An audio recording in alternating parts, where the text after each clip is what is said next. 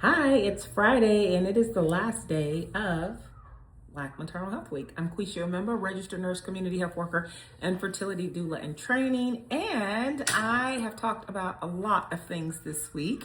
I've talked about disparities in care. I've talked about perimenopause. I've talked about menopause.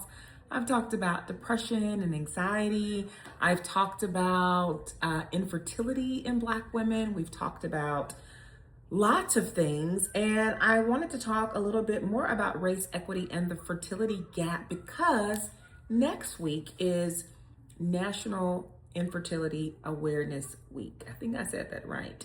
And I am actually in class right now. I'm taking a virtual class online because I am studying to be a fertility yoga instructor.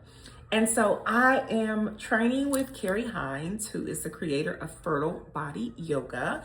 And I wanted to go over these stats from today's class, which is so interesting. So here's some more stats to round us out for the week.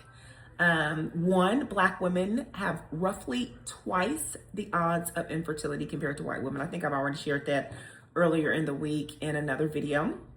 Black women are half as likely to be evaluated for infertility. I think we talked about that the day I talked about infertility as well.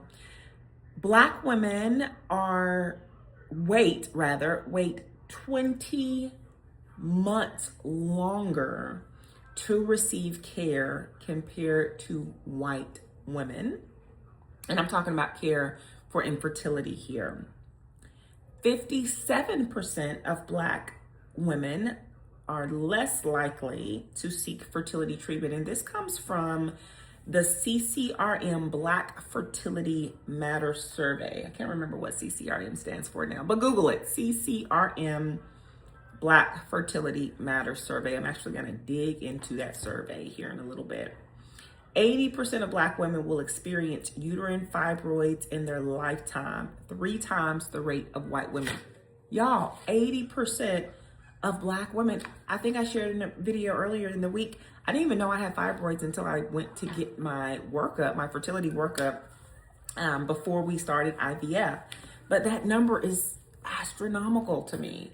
And then the last stat here on our slide is Black women are 3 times more likely to die from pregnancy-related causes than white women. I think I shared that on the first day of Black Maternal Health Month. So there's a lot of reasons for the racial equity and infertility gap, or fertility gap rather. And we know those are financial. We know historical mistrust, cultural stigma, lack of representation. I am trying to change some of that.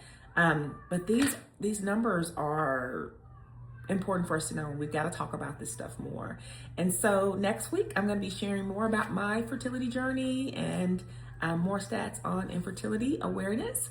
And I hope you can tune in for that video series as well.